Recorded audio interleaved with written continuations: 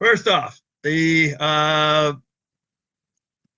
IPCC and its collaborators were tasked with computer modeling and observationally measuring two very important numbers: the Earth's so-called power imbalance and its power imbalance feedback stability strength.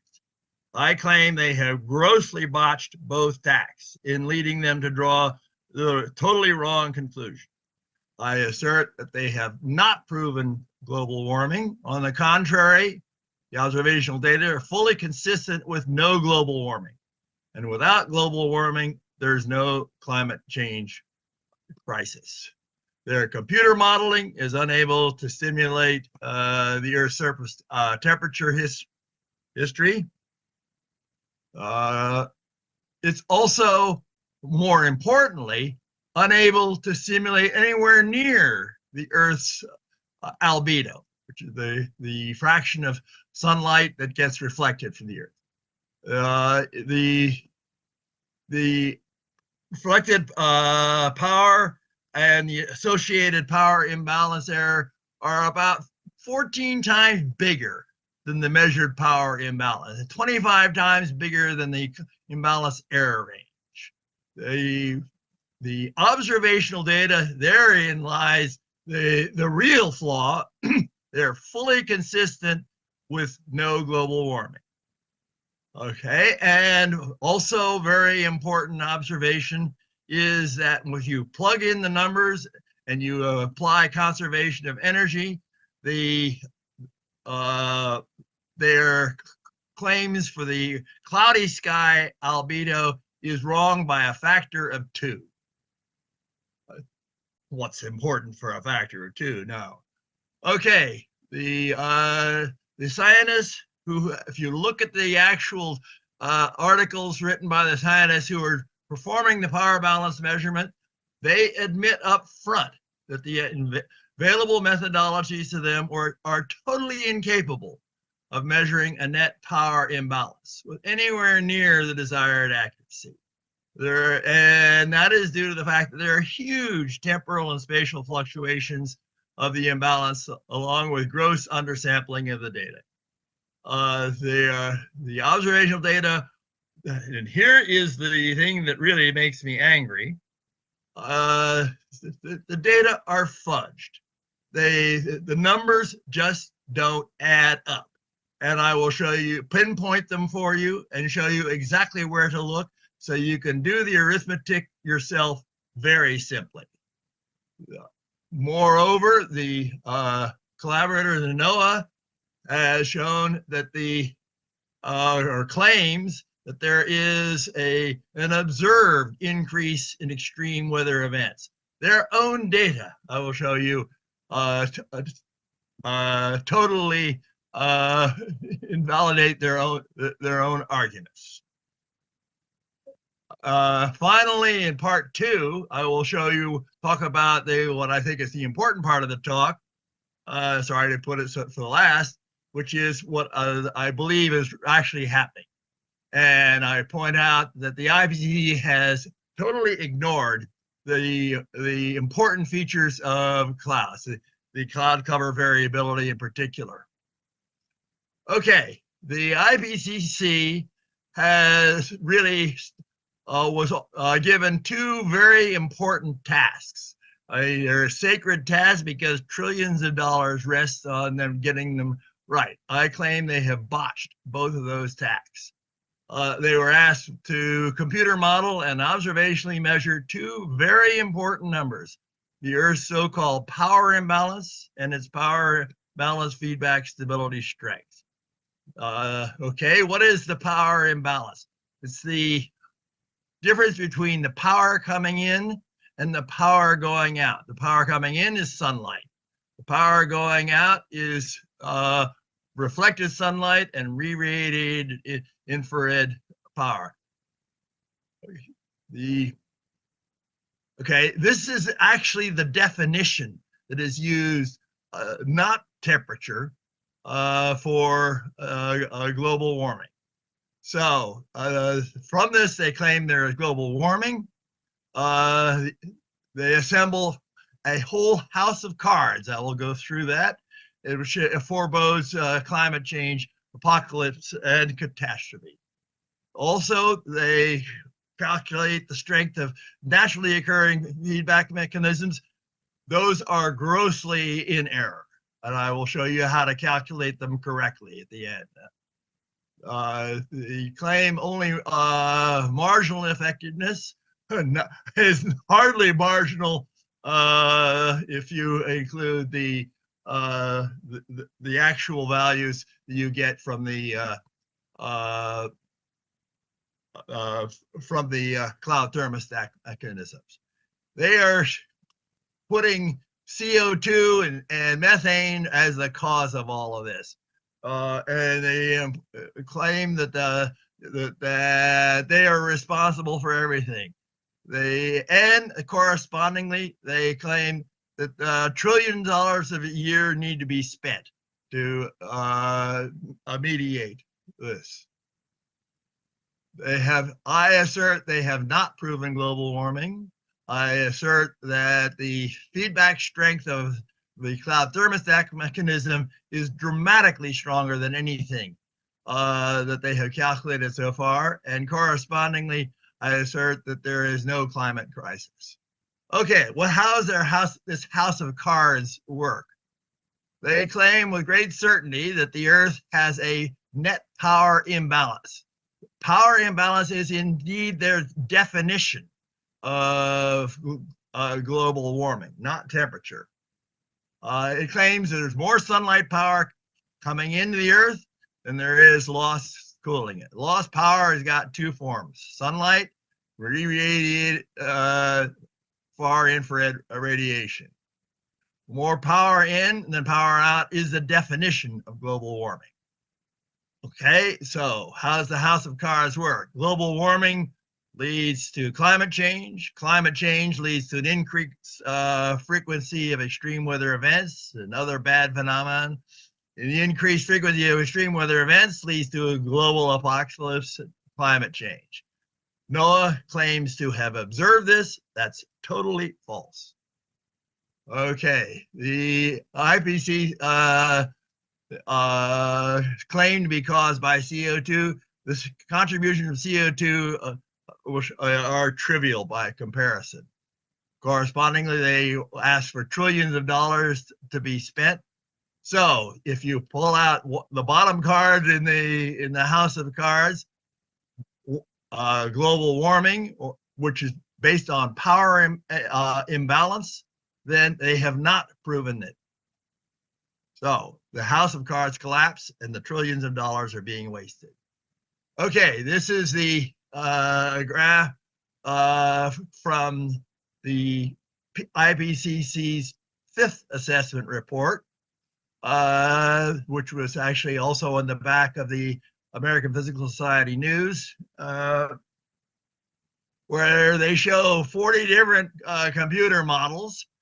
Not a single one of them can predict the Earth's temperature history, let alone if you can't predict the temperature history, how can we believe that you can predict the future? Okay, the solid black curve is this is what they claim was the observed temperature. These are all the various predictions. Okay. This was first noted in important detail in Steve Koonen's recent book, Unsettled.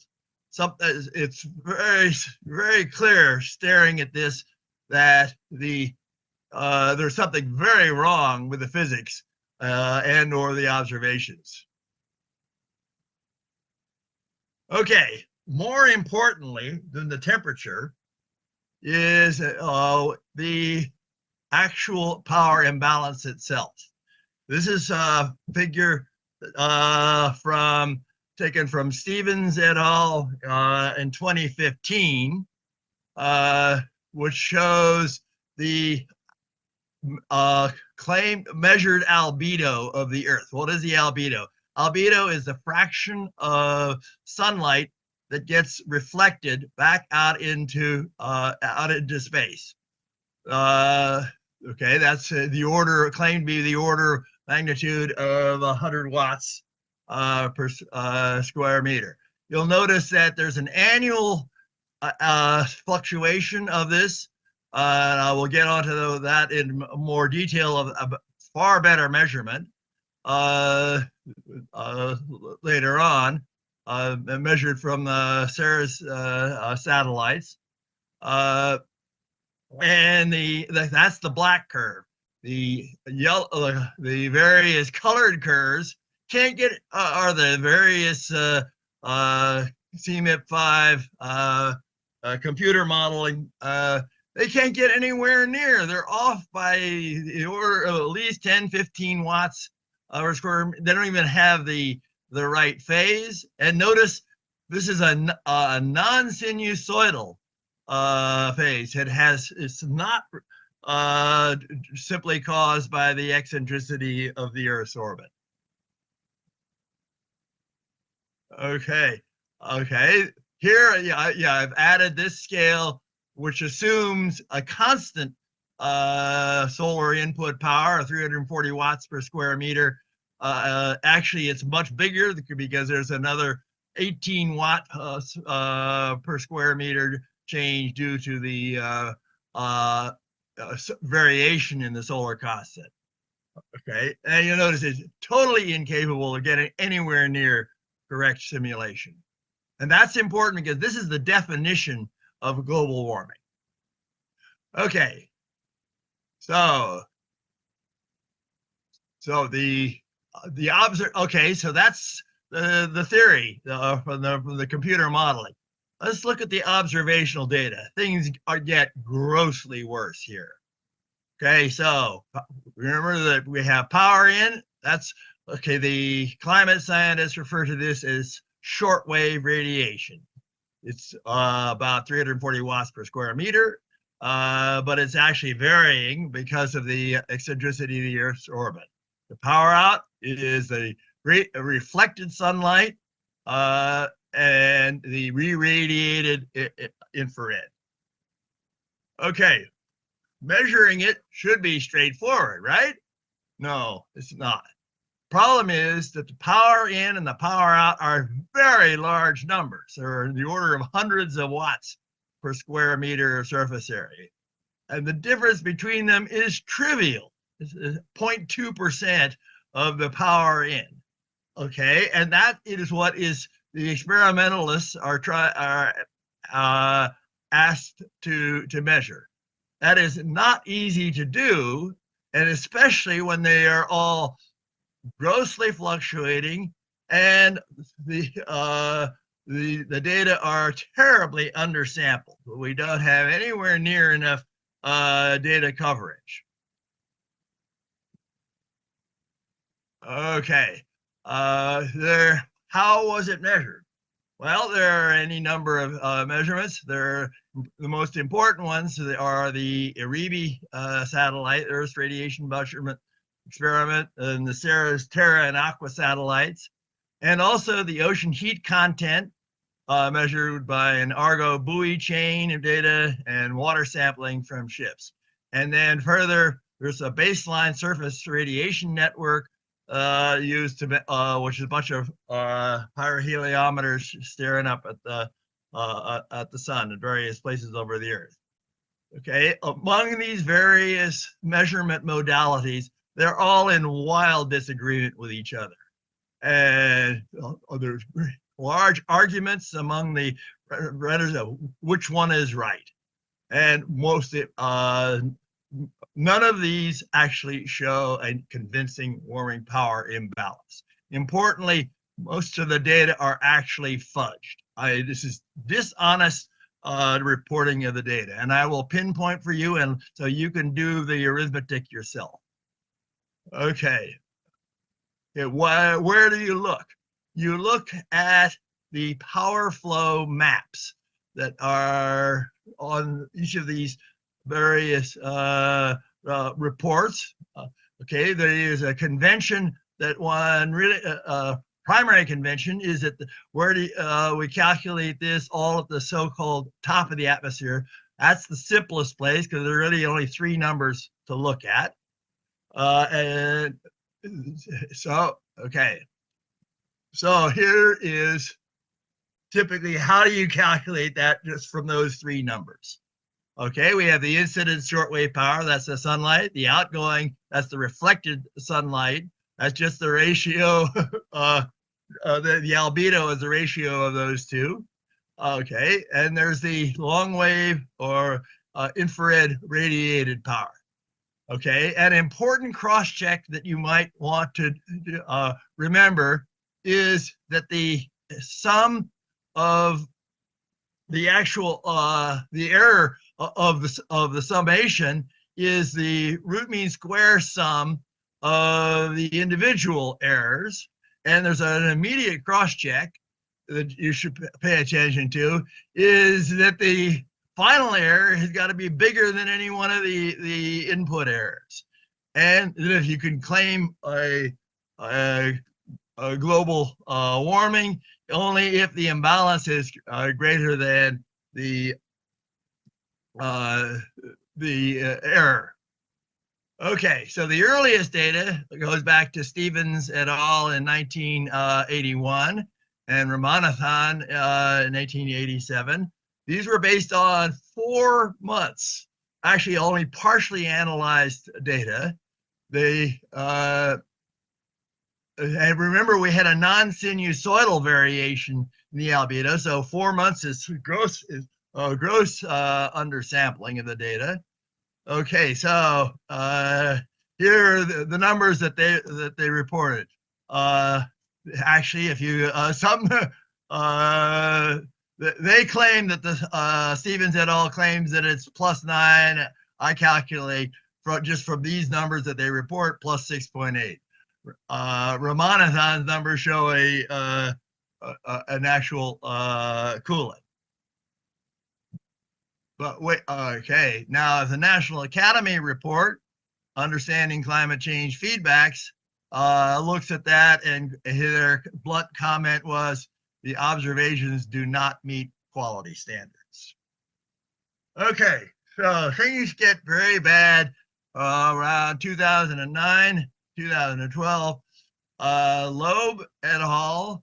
Used the ocean heat content data to adjust. That's one of our little no-nos, at least in the physics business.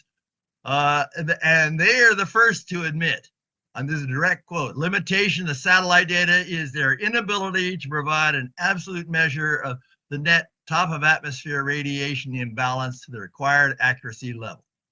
So they say, okay, we can't really make this important measurement with satellites. So they reanalyze and take Ramanathan's data, which has these grossly undersampled data, and they just throw in new numbers to claim a net warming global power imbalance. They obtain new values by just saying, oh, well, we were throwing out all the satellite data. We'll keep the infrared re-radiation data, but we'll instead just do the power imbalance using the ocean heat content data from an Argo buoy chain. And this was apparently pressured from Hansen et al. Okay, and here is their data. Okay, here's the Aribi satellite, which they now say is cooling. Here's the oxygen heat, which they, and then finally in 2012, they give this very important number, 0.6 plus or minus 0.1. This is what I will refer to as a bad penny. Follow the bad penny, it will show up again. Okay, so Stevens et al. In 2012 merged with Loeb et al. And they both agreed satellites can't measure the imbalance that was needed, so they joined forces.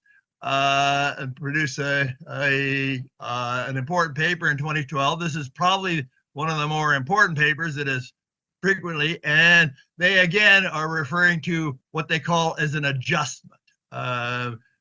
In physics, we don't allow adjustments. Maybe in climate science you do.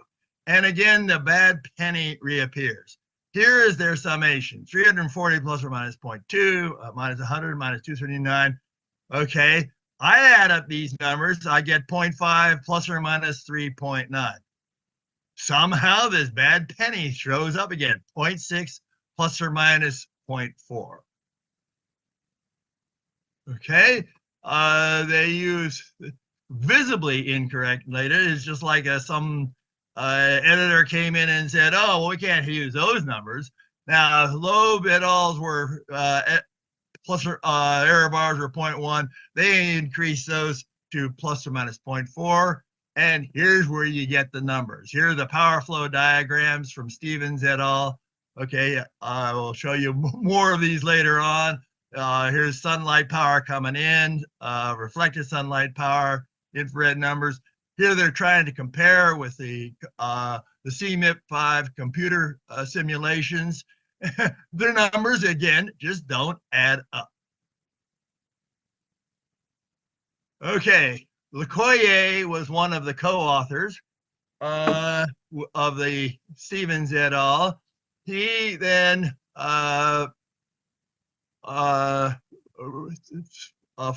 wrote a minority report reporting the data and revised the Stevens et al. Numbers, saying, well, no, they don't really show a global warming. Okay, they did use adjustments, which they referred to as constraints. Here's their power flow map. Okay, notice Stevens and Loeb are no longer authors here. Here's the 340 watts coming in. Here's the 100 or so watts going out. Here's the outgoing. Along these are important numbers. These little wiggly lines down here are important numbers to not in passing. So along about 2010 and 2014, there were the original whistleblowers on this fudging of the data show up. These are Trenberth and Fasullo, who wrote rather important papers. They point out satellites are measuring only the top of the atmosphere energy balance, whereas ocean heat content data apply to the surface energy balance. You can only intermix the numbers if you understand fully what's going on in the atmosphere in between. Otherwise, you're doing apples to oranges. So they are very critical of Loeb, Stevens, Lecoyer, and Hansen's all claimed understanding. They point to a huge, quote, missing energy. And they ask the question, where does the energy go? Hansen et al. Respond and they say, oh, it's just all due to satellite calibration errors. Trenberth, Fasullo, Balmasada respond, despite various considerations of the surface balance, there are still major discrepancies remain. Okay, so we now have a discrepancy between Stevens on one hand and Lecoyer on another. So they combine forces, just the two of them alone, and they write another paper in 2015, which is literally a mea culpa that, yes, we cheated on our data. They claim that their choices are unjustified, ad hoc, and they still bring back the bad penny. Okay, offer what they admit effectively to the data fudging. They admit that, yes, adjustments do need to be made to give you what they call closure between the satellite data and the ocean heat content data. And they still say, oh, well, the bad penny prevails. Okay, so so at the end they say, well, they're both right.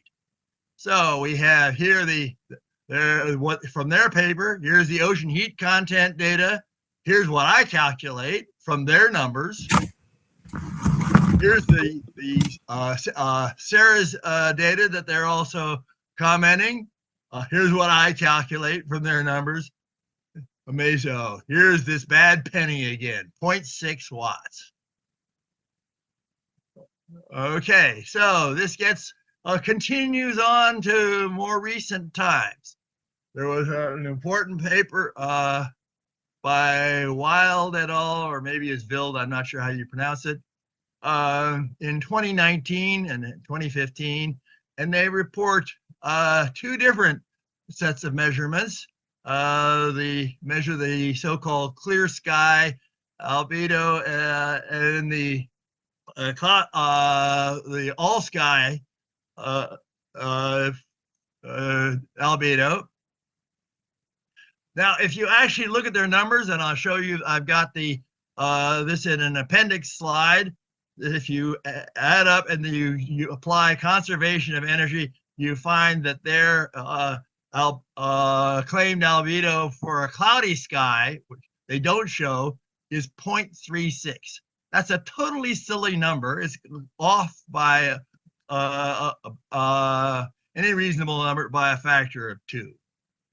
Okay, and there's the Wild et al. Diagram is copied directly by the IPCC's 6th assessment report, but they added additional fudges in the process. Okay, so here are their fudged error bars. Okay, here is the Wild et al. Measurements. Okay, I add up those numbers, I get 3.5 plus or minus 0.6 as the power imbalance. Okay, they claim, gee, where did this 0.6 come from? Okay, here's the 5th assessment report. Here they're again claiming there's very strong global warming. I add up their numbers, I find no warming at all. Again, they're just bringing back the same old bad penny. Okay, they're all anything that's fudged, I have outlined here in red. They have a new innovative technique where they apply rounding, round off to increase the value. Okay, so they have they report their error range here as 340 with 340, 341 as the error limit range. Notice they've chopped off the last decimal point. So they round that up, and it really they round it up by half a watt per square meter. And notice that the reported imbalance is the order of half a watt per square meter. Okay, so here are their diagrams. Here's the 340 comment. This is Wild et al. On the left. This is the IPCC's 6th assessment report. Here we have our 340 watts coming in, 100 watts reflected. Okay, so the ratio of these two numbers is the albedo. Okay, here is the clear sky albedo, which is the ratio of these two numbers. That's about, let's see, what was that? What's missing here is the cloudy sky albedo. And if you use just simple conservation of energy, you find that that gives you the cloudy sky albedo is 0.36. Another important number to look at here is what's listed here as evaporation of 82 watts and 160 watts absorbed. I will come back to that and use those numbers. Those are very important numbers.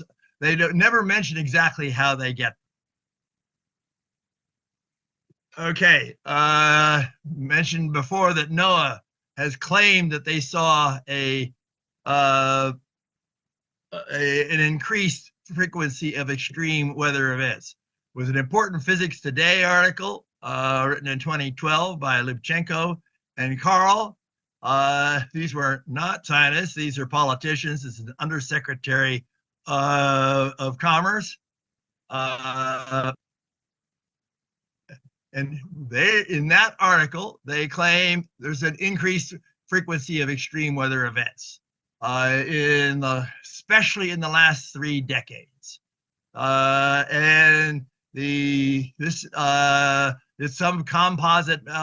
They've created an extreme weather event index, which is a composite measure of hot spells, cold spells, droughts, floods, landfalling hurricanes, etc. They leave out EF3 plus tornado frequency. It's conspicuously absent from their limit. If you read Steve Koonen's book, he points out that that's actually decreasing. So they claim that this show it is obviously increasing in the last 3 decades. Here is their data that they present in that article. Remember this. I take the liberty of replotting it, and I replot it twice. This is an old trick that Alvarez and Towns taught me. I plotted it twice, and I plotted it once forwards in time and once backwards in time. One of these is totally reversed. If you can't tell them apart, I assert that it's not obvious that the extreme weather event frequency is increasing in time. Okay, so what are the conclusions? The IPCC is claiming a net warming imbalance. Its claims are based on computer modeling and observational data. Both the computer models and the observational data are grossly flawed, and the data are totally fudged. Computer modeling predictions are totally unreliable. If you can't simulate the past, what makes us believe you can simulate the future? Not one of the observational modalities shows a power imbalance that shows warming. The observers are dishonest, and they have dishonestly fudged their reported data. I showed you where they had just simply changed the numbers at the very end from showing no warming to showing warming. If you don't believe me, pull down the articles and do the arithmetic yourself. It's pretty easy to do. Okay. Again, I've also shown you how NOAA's own data disclaim. So conclusion is from this is that there is no observed global warming. Correspondingly, there is no climate crisis. Our planet is not in peril. That the IPCC's claims are a totally dishonest hoax. Okay, so let me move on to what I think is the most important part of this talk, which is the cloud thermostat. Here is what I believe is really happening. It's clearly the overwhelmingly dominant controlling mechanism for the Earth's climate. It provides a very powerful feedback mechanism that stabilizes the Earth's climate and temperature. Its strength obtained from the observed large fluctuations in the power imbalance. Okay, which I'll show you is in fact totally huge. Okay, the way it works is it modulates the outgoing shortwave power, which controls the power imbalance, which is how it actually achieves its effect. The modulation amplitude is huge compared to the claimed power imbalance. Okay, there's a seemingly random fluctuation in the power imbalance. I claim is not random at all, but it's a crucial part of the thermostat-like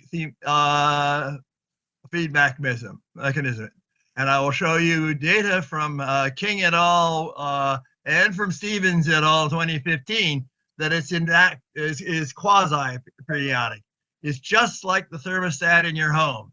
The power imbalance is never zero. The furnace or the air conditioning is always fully on or fully off. All that's happening is that the thermostat is modulating the duty cycle. Okay, so what are its features? We first describe underappreciated but they're highly conspicuous properties of clouds. Their variability and their strong reflectivity show that the mechanism involves the dominant use of sunlight energy by the flash. Remember those wiggly lines I showed you right in the middle of the power flow diagrams earlier. Okay, when you view it as a climate stabilizing feedback mechanism, it is by far the most powerful of any mechanism so far. I will go into detail later on, giving you those numbers. Okay, what are these conspicuous features? Well, you get them just by looking at satellite pictures of the Earth. There are lots of them available off the NOAA website or NASA website. Okay, here's the famous one of the Earthrise by the astronauts. Here we have a nearly cloud-free Earth. You want to see a really cloud-free Earth? Just go to Google Maps. Then zoom in, and there are no clouds anywhere. Gee, how did that happen, I wonder? Okay, here are some more cloud pictures. Here's the Pacific Ocean. This is the big cloud factory, which is very cloudy. Okay, what do you want to take home from looking at these pictures? Clouds reflect much more sunlight than the rest of the clouds appear bright white, no matter how you look at them. Effectively, the Earth is either bright white or totally black. Okay, the average reflectivity is typically about 0.8 or 0.9, just from staring at the pictures. For comparison, a piece of white paper has a reflectivity, or albedo, if you wish to use the word, is about 0.99. Remember that Wild et al. Claimed that the cloud reflectivity is 0.36. That's ridiculous. Okay, the rest of the planet is nearly black. It's much darker than the clouds. The average reflectivity of both ocean and land is about 0.16. That's the number that they measure. And the other important thing to notice is that the cloud coverage is highly variable. Another important feature of clouds is that they cast very dark shadows because of this strong albedo. If you can see this if you stand on a hillside and look down from an airplane.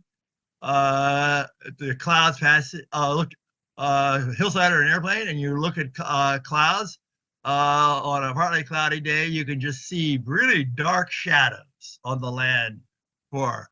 Another way to notice is if you have solar panels, just watch the power output drop when just a single solitary cloud passes in front of the sun. It's typically at least 50%. Worse yet, try reading a book indoors on an overcast day without turning the lights on. You can't do it. It's just too dark. You can ask the question, well, where'd all that sunlight go? Oh, sunlight? Water doesn't absorb sunlight. Oh, you see 10 feet down in a swimming pool, still bright white on the bottom of the pool. All that light got simply reflected by the bright white nature of the clouds back out into space, where it can no longer warm the planet. Okay, what what does sunlight actually do when it reaches the Earth's surface? Most people believe, oh, well, it warms the surface, right? That may be true over land, but land is a trivial portion. It's only about 30% of the Earth. The important activity is all happening in the oceans. That's 70% of the Earth's surface. Where are the big numbers in all of this? Okay, we have 70% of the incoming sunlight falls on the oceans. So virtually all of the Earth's exposed water surface occurs on the oceans. That's the source of the clouds. Remember in the IAR6 power flow diagram, we had 160 watts absorbed, and we had, so 70% is 100 of that falling on the ocean is 112 watts absorbed by the oceans. Okay, that diagram showed we had 82 watts used for evaporating water and not for heating. So 82 over 112 is 73%. That means that 73% of the input energy is being used not for warming the Earth, but simply for making clouds. Okay, so where are the good cloud measurements? The most important is an important paper by King et al., who actually separated out ocean and land observations by the Terra and Aqua satellites. The upper curve is this is the cloud fraction versus time on their graph. This is about 67% is the cloud cover fraction over the ocean. The order of 55% is the cloud cover fraction of. It's a huge difference. Nobody seems to have noticed this. And you'll also notice that the two Terra and Aqua satellites were 3 hours apart in sun synchronous orbits. And notice there's a huge variation. It goes backwards over land and then over the ocean. And this is the difference in cloud cover that occurs in about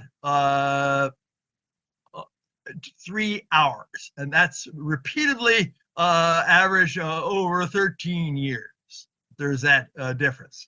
Okay, so if you have the cloud cover fraction and if you know the albedo of the clouds, you can work out backwards, well, what's the total power that is being reflected?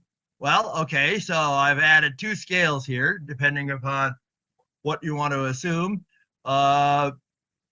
Okay, so the left-hand curve here uses the IPCC's estimate of cloud albedo of 0.36. More realistic estimate of cloud albedo is about 0.8. Here I'm assuming a constant solar input power. So we have huge fluctuation, and especially we have a huge fluctuation for clouds that pass from the ocean over land. This is the order of 55 watts per square meter from clouds traveling from. Now that's what controls the Earth's weather. At least it certainly does in the North American continent, where the clouds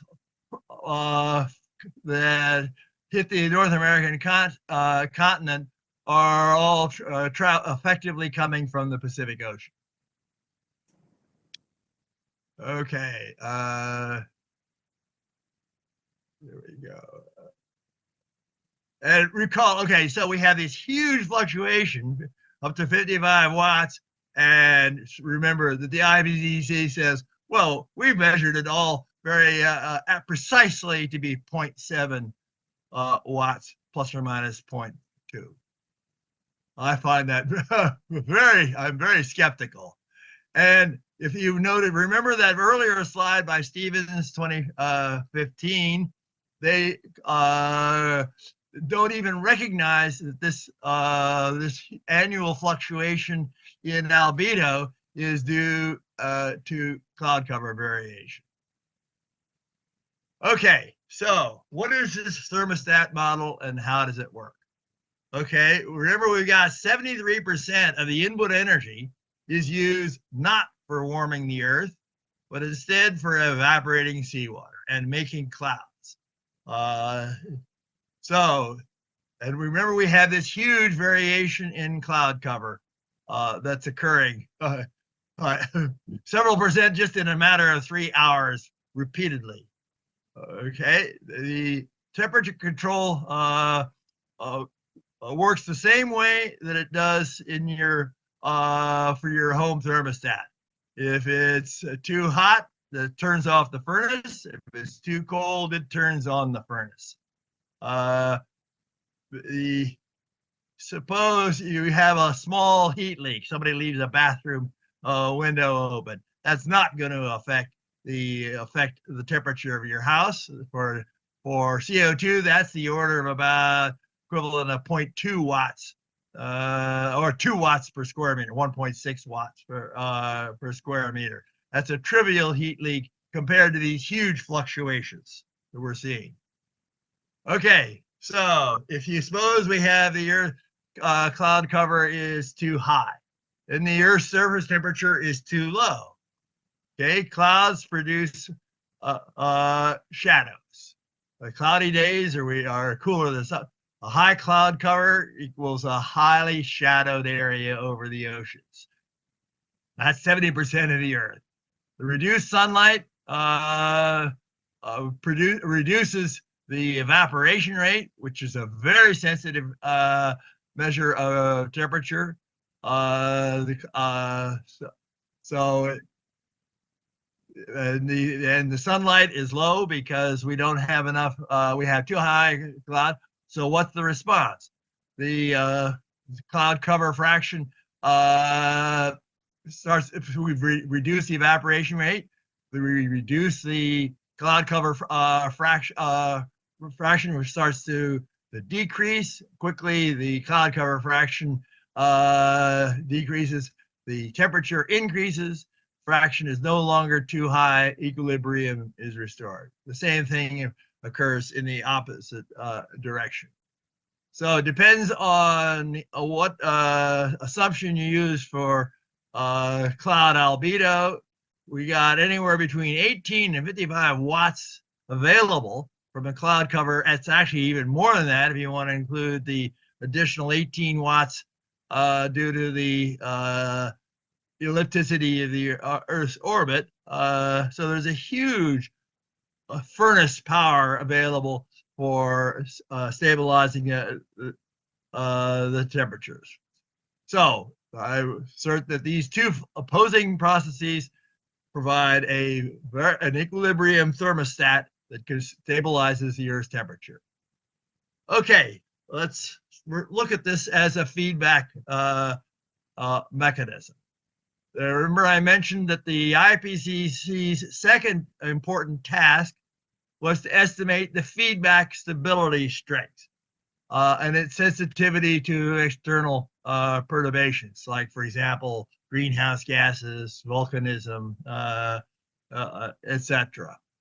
Okay, we have clearly huge variations in outgoing power. Just even Stevens' 2015 slide that. But obviously, Earth maintains a surprisingly stable long-term temperature. Why is that? Well, everybody recognizes that we got to have something stabilizing it, that there are feedback mechanisms. They are outlined in any number of studies. Earliest was by the National Research Council National Academy report in 2003. And the second one, the Sherwood et al. Report. I am grateful to Steve Koonin for calling my attention to this report, and for chapter 7.4 from the sixth assessment report. I'm going to use, and I show in detailed in a slide, an Appendix C slide, which I'm available for questions. And they have Sherwood et al. Have an overly restrictive assumption about what's allowed as an intermediate variable. That's totally silly. Okay, so you can use their methodology to evaluate the feedback strength. Okay, and there are two different ways to do it. Remember, there were two different values for cloud albedo. If you use the IPCC's choice, you have minus 5.7 watts per as the per meter squared per degree Kelvin. If you use 0.8, you have minus 12, and it's much stronger than the so-called Planck feedback, which they use. And I might point out that Planck had nothing to do with it. It's totally misnamed. Planck's law was discovered, radiation law was discovered 20 years after the Stefan Boltzmann relation, the sigma t to the fourth. So they can't even get the name right. Okay, so I plotted those on the 6th assessment reports figure, and in either scenario, you can see that the cloud thermostat is the strongest model. It's very powerful. Okay, this top portion of the power flow diagram is directly from the 6th assessment report for what the cloud feedback mechanism strength is. Here is the net where you have the sum of all the various mechanisms. Here's what they call for clouds. They say it's a positive feedback. You put in my numbers, that's down here minus 5.7 or minus 14. So if you add those up to all of the others, that means that this is the strength of the feedback mechanism, which is dramatically higher than what the IPCC has calculated, and which is similar to what Sherwood et al. Have calculated. So what are my conclusions from part 2? That we have the cloud thermostat mechanism that I have described. It is clearly, I believe, shown that it's overwhelmingly the dominant controlling feedback mechanism that controls the Earth's climate and temperature. It prevents global warming and climate change. I've shown you the calculated strength. And the important thing to recognize here is that this is nature's own solar management system. There has been trillions of dollars being spent for mechanisms or for man-made systems. Totally waste of time if you plug in the numbers to make a business model out of them. They're totally ridiculous when you try to look at how much power, how much control you really need. I assert that there's already a solar radiation management system. It exists. It's built into nature's own cloud factory. That's the oceans. It works very well. It stabilizes the Earth's temperature on a long term, and most importantly, it's totally free. Okay, so the IPCC gets away with taking recommendations for policymakers. I will do the same. First off, there is no climate crisis. There's clearly an energy shortage crisis. We have a huge population that needs energy, but cutting off all the various energy supplies is clearly the wrong thing to do for the sake of the world. Okay, the scapegoat on all of this that IPCC has is CO2 and CH4. We're spending trillions of dollars to limit CO2 and CH4. The important thing to realize is that CO2 and methane are not pollutants. They need to be removed from the list of defined pollutants. That one measure alone will save us trillions of dollars. I might also point out a plug for the CO2 Coalition, which points out that the CO2 is actually beneficial. It's good stuff. Okay, so what should we do? We have we're spending trillions of dollars needlessly. We should immediately terminate all the programs for carbon caps, carbon credits, carbon sequestration, carbon footprints, zero carbon targets, carbon taxes, anti-carbon policies, fossil fuel limits that are propagated into our energy policy. The government requirements for subsidies on associated industries should be totally eliminated. If they can't stand on their own, then they don't deserve to compete. These include electric subsidies for electric power, solar and wind power, all of these various geoengineering projects, including solar radiation management. If you run a sharp pencil through them, the business models, they're totally ridiculous. They don't work, and they're just a waste of $1 trillion. So I want to paraphrase Senator Everett Dirksen, remember from the Vietnam War era, $1 trillion here, $1 trillion there, and pretty soon you're talking real money. Okay, I have available for the question period mentioned. Here is the important observation regarding how I got the albedo from clouds. It's a very simple theorem. It says we have that the all sky albedo is just the area weighted sum of the two component areas of the Earth. Ramanujan and 87 divided the whole Earth into cloudy and cloud-free. And so if you know these, and you can also make a corollary which shows that if you can calculate the albedo of the clouds if you know all of the other important parameters.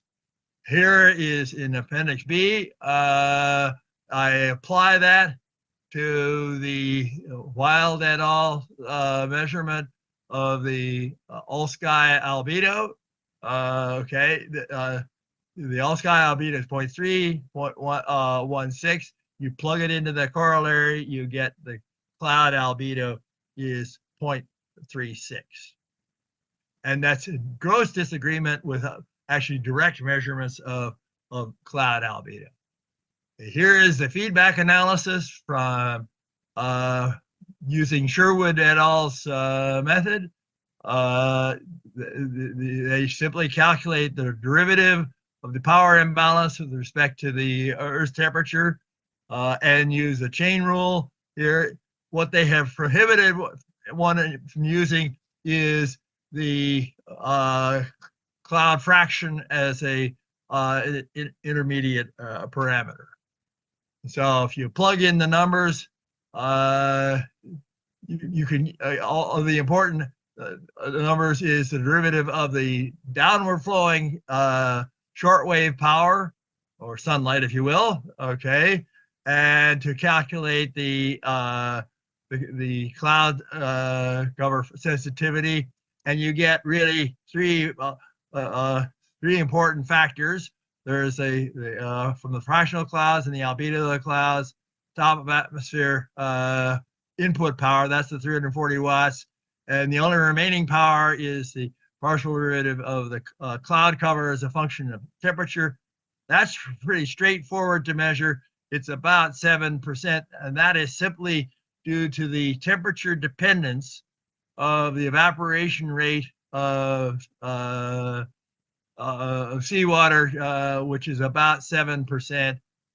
per degree Kelvin. Okay, I think that's about all I have to say.